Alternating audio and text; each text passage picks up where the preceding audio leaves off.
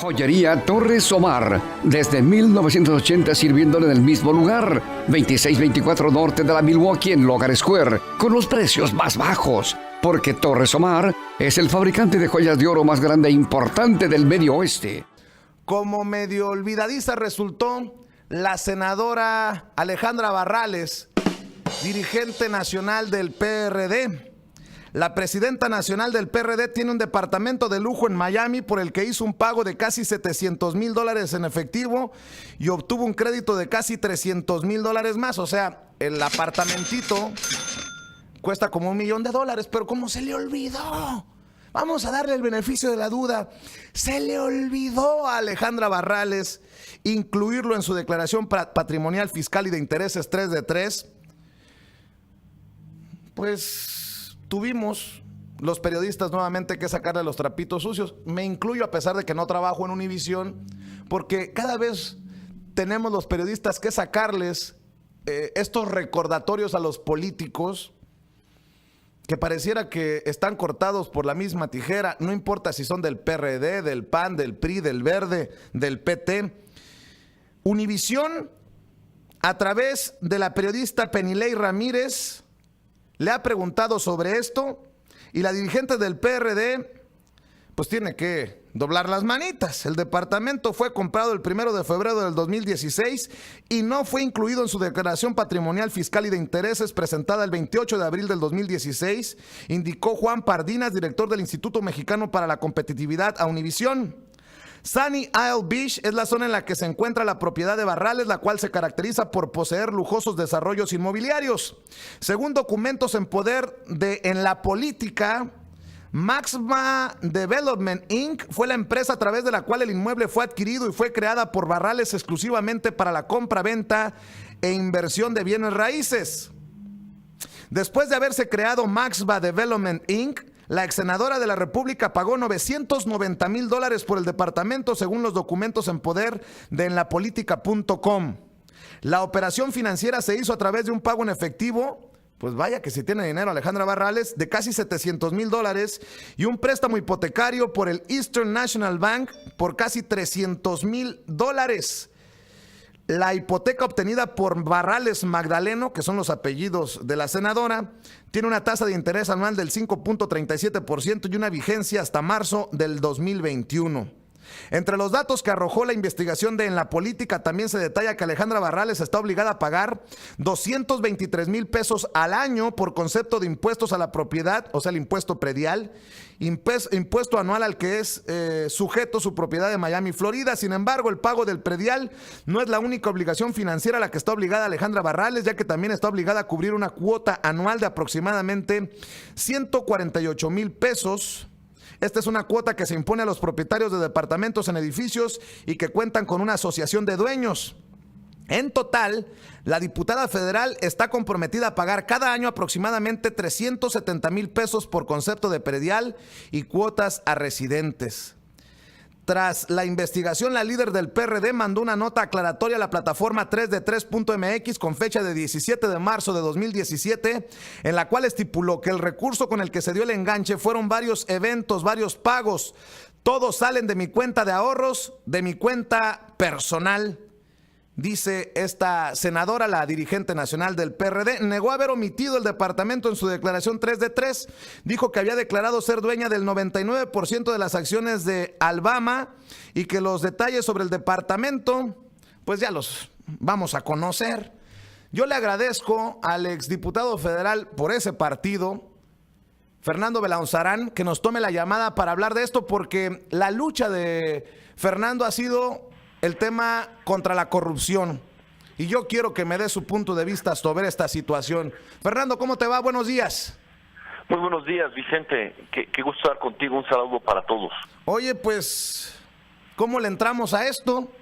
¿Qué dices de esto que le ocurre el olvido de la dirigente nacional del PRD? No, mira, hemos dado una gran batalla por la transparencia. Y eso significa que las propiedades de los políticos tienen que estar sujetas al escrutinio público. Y esto es lo que ha sucedido. Entonces, lo primero que yo quisiera felicitar es que es parte del debate. Se dieron a conocer unos datos, se dio la aclaración, y bueno, que la gente saque sus conclusiones. A mí me parece que la explicación que da Alejandra Bardales pues no deja de ser plausible. Efectivamente lo entregó en su declaración patrimonial cuando ingresó al Senado, lo notificó también cuando entró a ser funcionaria del gobierno del Distrito Federal. En ese momento ya es Ciudad de México, pero en ese momento todavía era Distrito Federal, y lo notificó en su 3 de 3, pero más bien a nombre de su compañía, la compañía que ella fundó. Por lo menos es la explicación que nos está diciendo. Efectivamente, lo que nos tiene que llevar a una reflexión es cuál es la situación de los políticos en México. Los políticos en México ganan muy bien y tienen grandes prestaciones y tienen grandes privilegios, etcétera. Esa es parte de la molestia ciudadana que existe, pero es una realidad que están esos pues, buenas condiciones para los políticos mexicanos. Pero Fernando, seamos sinceros, tú viajas en metro cuando puedes. Tú eres un político que siempre ha visto por la austeridad. Que el político mexicano tenga la posibilidad de comprar un apartamento de $1 millón ya es para ponernos a pensar en un país con tantos pobres, ¿no? No, claro, pero hay que pensarlo en el sentido sistémico, porque parece ser que nos escandalizamos cuando hay algo que se conoce, pero hay muchísimas cosas que no conocemos y que lo que nos dice es que hay un nivel de vida de quienes se dedican al servicio público en México, ¿no? Precisamente por pues sus altos sueldos. El presidente de México, por ejemplo, tiene un sueldo de los mayores en el mundo para un primer mandatario. No somos un país rico, pero no solo el presidente, hay incluso funcionarios que ganan más que el presidente en México, a pesar de que hay una lógica, o se metió desde hace años una iniciativa para que nadie pudiera ganar más que el presidente, pero los hay, ¿no? Ministros y otros lugares donde tienen condiciones que, bueno, no se dan prácticamente en ningún lugar del mundo. Eso es lo que tenemos que corregir como sociedad, que nadie está pidiendo que los funcionarios públicos ganen muy poco, vivan en situaciones precarias, pero de eso a tener los beneficios que ahora tienen es evidentemente exagerado. En el caso de Alejandra Bardales, bueno, Alejandra ha estado en puestos de primer nivel desde hace prácticamente 20 años, ¿no? Entonces, en esas 2 décadas de servicio público, y bueno, también sabemos que a los dirigentes sindicales pues tampoco les va mal, ¿no? Hay pues estamos cargando con algunas cosas en el país que evidentemente estructuralmente no están bien, pero yo no culparía a una persona. Es un sistema que está concentrando muchos privilegios, muchas canonjías, situaciones pues sí, muy con salarios onerosos a quienes tienen primeros puestos en la administración pública, ¿no? ¿Tiene razón el ciudadano de a pie de desconfiar de la clase política cuando surgen estos casos? ¿Tiene razón el ciudadano para mentarles la madre a los políticos por llamarlos elegantemente convenencieros? Porque si bien es cierto, dice que es dueña del 99% de esta empresa, pues no detalla que tiene un apartamento de $1 millón en Miami. Pues qué convenenciero, ¿no? Decir una cosa pero no dar detalles de qué significa. Sí, pero yo te diría que en el pecado se lleva la penitencia, porque son cosas que se saben, ¿no? Entonces, lo que yo agradezco es que haya aclarado, ¿no? En el momento en que se conoció de Univisión, no lo negó, aclaró y dio su punto de vista, lo cual también está sujeto al escrutinio. Y no, pero pues ya hubiera sido el colmo del descaro que lo negara, ¿no? Bueno, es que ¿qué te digo? Hay quienes usan, pues estamos viendo los casos, por ejemplo, de los Duartes y de Borges, son otra cosa, ¿no? No ponen ni siquiera, obviamente, las cosas a su nombre, sino las ponen a nombre de otros. Yo lo que veo aquí es simplemente, lo que yo veo aquí es que pues efectivamente en décadas de trabajo en el servicio público de primer nivel, siendo legisladora, siendo diputada federal, diputada local, senadora, alta funcionaria del Distrito Federal, 2 veces secretaria en el gabinete del jefe de gobierno, pues obviamente pues tiene buenas condiciones. El problema es que o lo que yo diría, el problema es por qué los políticos viven con ese grado de bienestar teniendo un pueblo pues con tantas carencias. Eso es algo que tenemos que resolver estructuralmente.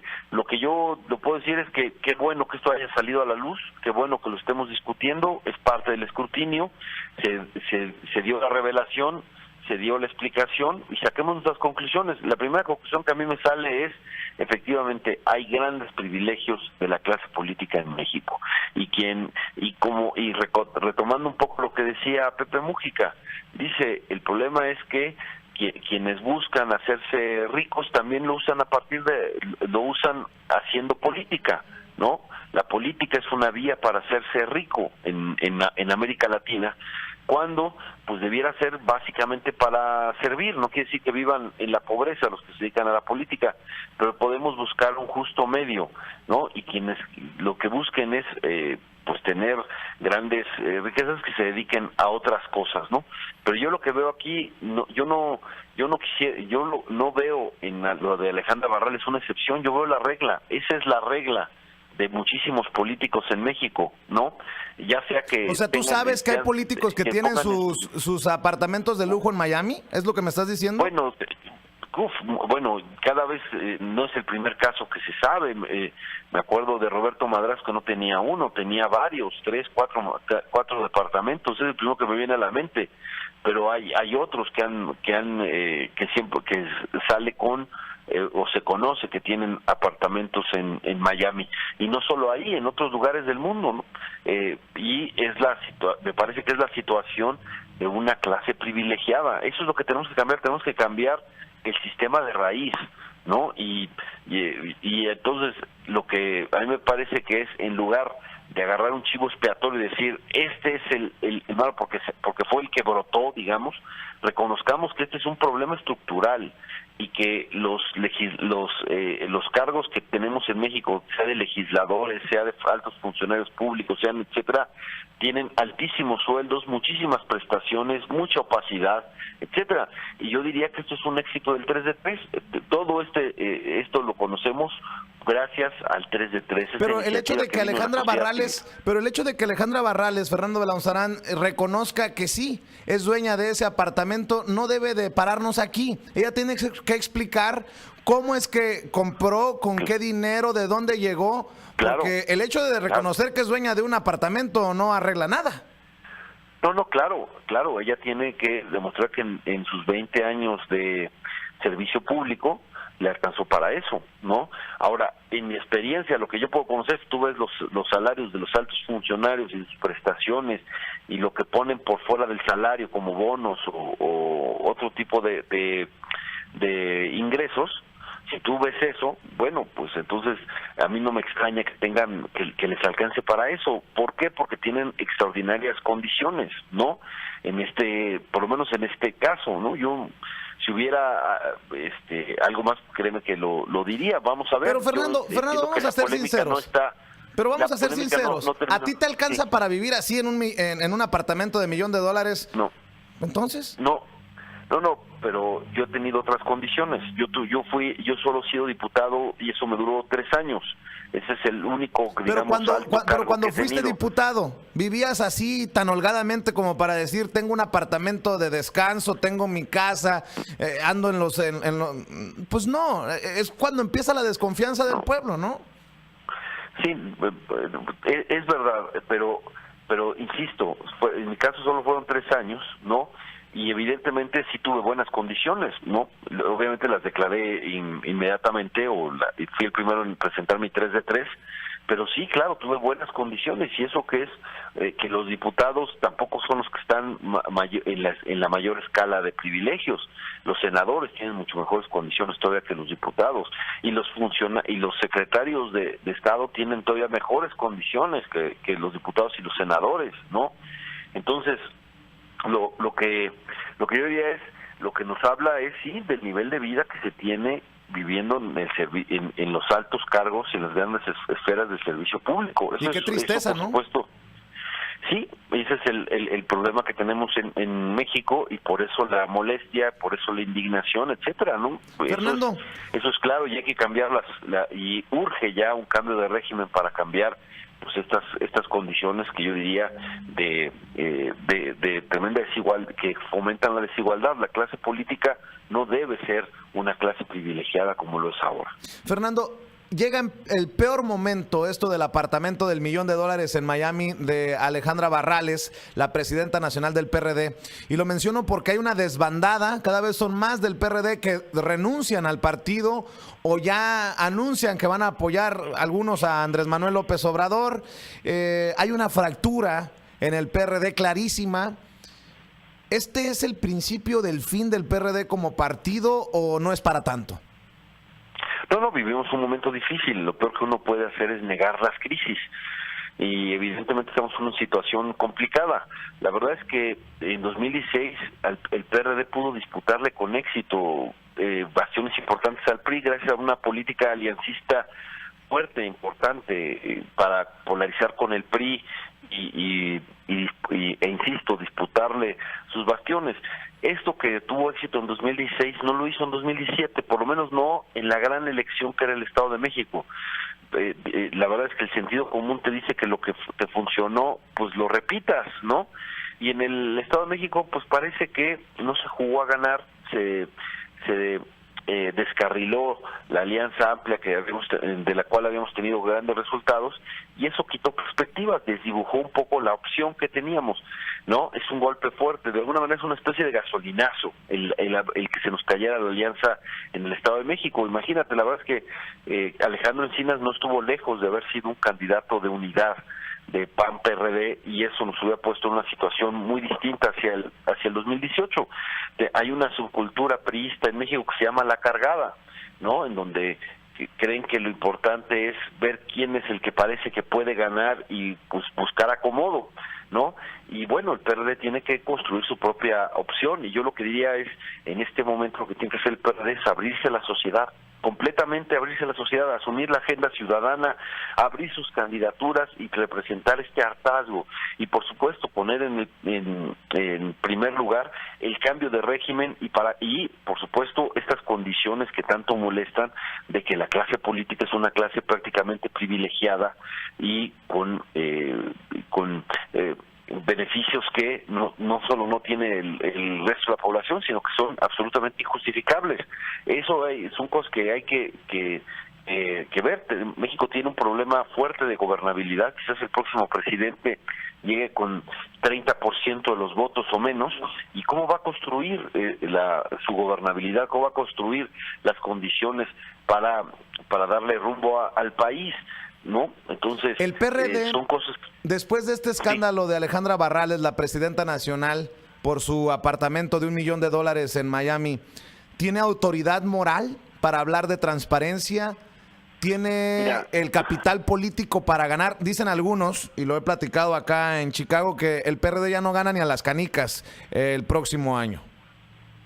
Sí, bueno, se han cometido errores, evidentemente, somos parte de la clase política. Lo que sucedió con la transición en México es que el PRI de alguna manera dijo, quieren el poder, pues vénganse a la fiesta y pásenle, pero con nuestros privilegios, nuestros códigos no escritos, nuestros usos y costumbres, ¿no? Entonces, claro que eso ha mimetizado a todos los partidos con el PRI, ¿no?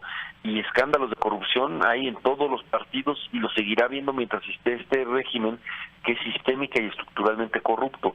¿Y por qué es sistémica y estructuralmente corrupto el régimen en México? Porque la corrupción es una fuente de financiamiento de la política. los políticos recurren a la corrupción para financiarse políticamente, y no digamos en las elecciones en donde gran parte se decide por el dinero no fiscalizado, y ese dinero no fiscalizado pues tiene que salir de algún lugar, ¿no? Y lo hacen para financiar clientelas, etcétera. Claro que hay un riesgo ahí. Yo lo que digo es, si queremos tener alguna posibilidad del PRD en 2018, es modificando eso, es verdaderamente abrirnos, insisto, a la sociedad y tomar la bandera del cambio de régimen, tomar la bandera del cambio estructural, acabar con con el pacto de impunidad que está en el centro de este régimen, porque lo que hace posible que esto sea un régimen corrompido, un régimen en donde el aceite que lo mueve es la corrupción, se debe a la impunidad. La impunidad es lo que lo hace posible, y si queremos cambiar, insisto, tendremos que empezar por cambiar el régimen. En mi opinión, la solución no es un presidente todopoderoso como los que existían en el siglo pasado, y más con el 30% de los votos. Eso acabaría en desastre, ¿no? Lo que acaba de decir Fernando Belauzarán es directamente hacia Andrés Manuel López Obrador. Sí, me parece, pero no solo, el PRI también. Ellos siempre han pensado en tratar de renovar el viejo régimen, de recuperarlo, de que haya una restauración de lo que sucedía en el momento del priato, que teníamos un partido casi único y un presidente que lo decidía todo. Pero a mí me parece que eso es un error. Nadie va a poder gobernar así, y menos desde el 30% de los votos. ¿O qué queremos? Un presidente que se pelee con el Congreso, que desconozca al Congreso, a los poderes, que no reconozca la autonomía de los órganos autónomos, que se moleste cada vez que lo cuestione la prensa, etcétera. Bueno, ustedes ya tienen la experiencia, tienen ahí alguien en la Casa Blanca que desprecia a las instituciones, desprecia a los contrapesos, se siente el salvador y renovador del país, desprecia a los medios de comunicación, etcétera, ¿no? En esa crítica Andrés Manuel López Obrador, si no es Andrés Manuel López Obrador, ¿quién en el PRD? Antier se lo preguntaba a Agustín Basabe, ex líder nacional del PRD, en su visita a Chicago, y pues hablaba de ciertos personajes, pero que haciendo una reflexión no tenían el material, el capital para ganar. Mira, insisto, lo que tenemos que buscar, lo que nosotros tendremos que ver es que la solución de este país es colectiva, y por lo tanto debiéramos discutir un gran programa de transformación. Primero el programa de transformación y luego el candidato. Y si construimos un programa de transformación y hacemos una gran alianza y nos abrimos a la sociedad civil, etcétera, vemos quién representa mejor ese bloque. Y no necesariamente, y por supuesto, hay algunos que han levantado la mano siendo gobernante del partido. No los descalifico, tienen todo el derecho. Hay quien también lo ha dicho desde su perspectiva, que no es miembro de ningún partido, como el jefe de gobierno, también lo respeto, pero también hay que abrirse si hay posibilidad de un candidato ciudadano. No tenemos que cerrarnos a ninguna posibilidad, ¿no? Veamos en el momento ya muy cercano a 2018 quién tiene mejores condiciones, quién representa mejor el programa, etcétera, sin ningún veto, y veamos con apertura quién podría hacerlo. Pero el riesgo de un retroceso me parece que también es grave, porque tú sabes, los populistas no se reprimen en proponer, saben que pueden prometer lo que sea, no lo van a cumplir, pero siempre le van a echar la culpa a los enemigos de los problemas, ¿no? Es que si esto no lo hicimos fue por el enemigo que no lo permite, etcétera. Siempre y mantienen a las sociedades polarizadas, ¿no? Tienen que tener al enemigo por ejemplo, en Estados Unidos, pues Trump ya agarró a su enemigo a los medios de comunicación, ¿no? Como si el problema fuera la percepción, ¿no? Y ese es su problema. Queremos personas que justifiquen todas sus fallas, defectos, promesas incumplidas por el enemigo que está ahí y al que hay que combatir, etcétera, y mantener polarizada la sociedad. Me parece que esa no es, por lo menos, no es lo que me parece a mí. Yo estoy convencido de que los problemas de la democracia se tienen que resolver con más democracia, y en lugar de un personaje omnipotente tiene que haber, por ejemplo, autonomía del Ministerio Público o de la Fiscalía, y que sea la Fiscalía la que haga justicia y de procuración, y que sea independiente del control del Poder Ejecutivo, ¿no? Claro. Ya hay quienes están ofreciendo ya amnistías anticipadas a corruptos y violadores de derechos humanos, como si esa fuera una definición del Poder Ejecutivo y no de una fiscalía que tiene que ser autónoma y que tiene que acabar el gran mal de este país, que es la impunidad. Déjame cerrar con esto, Fernando Belaunzarán. ¿Alejandra Barrales es amiga de Fernando Belaunzarán?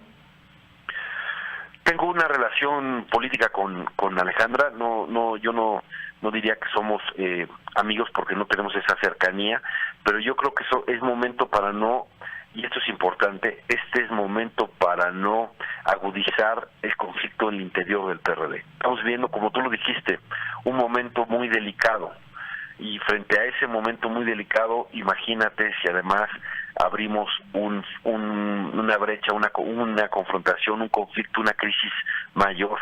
Claro. Entonces, yo entiendo, por supuesto, tus preocupaciones, pero lo que está en juego es un proyecto, y es un proyecto de una izquierda que a diferencia de otras izquierdas, pues esta izquierda sí defiende las libertades, sí defiende los derechos de todos, acaba contra la no discriminación, no tiene problema en decir con todas sus letras que las mujeres tienen el derecho a decidir sobre su cuerpo, que es necesario cambiar la política de drogas. Pero por eso hablaba de una autoridad moral, porque también se le olvida a la presidenta de esa izquierda, de ese partido, hablar de un lujoso apartamento en Miami.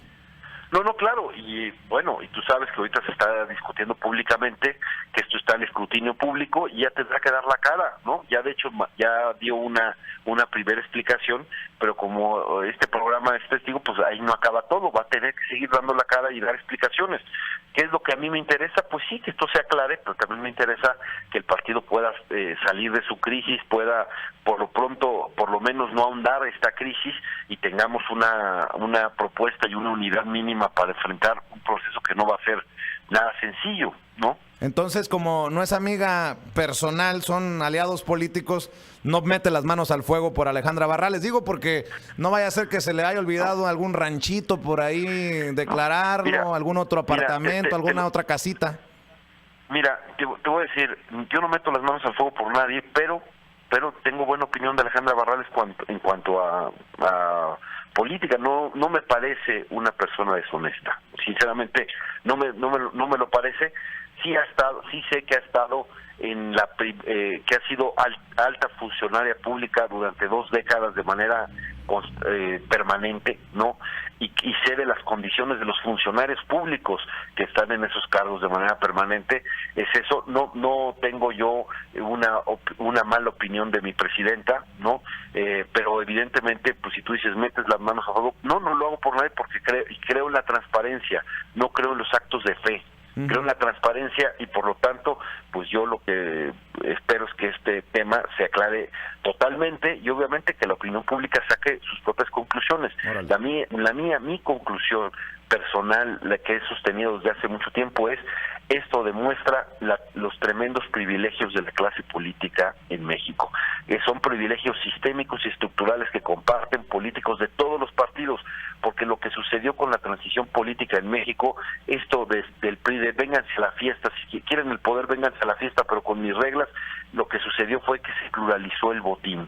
Eso es lo que sucedió y hemos llegado a una situación límite. El país ya no puede seguir por ese camino. Te agradezco, Fernando Belaunzarán, como siempre, que hables sin pelos en la lengua. Nuevamente comprobado que aquí hablamos sin censura y quedamos al pendiente espero que la próxima ocasión que platiquemos no sea con otro escándalo de este tipo. Esperemos que sí, Vicente, y siempre estaré a tus órdenes. Para mí es un privilegio poder hablarle a mis paisanos y a mucha gente en Chicago. Un fuerte abrazo.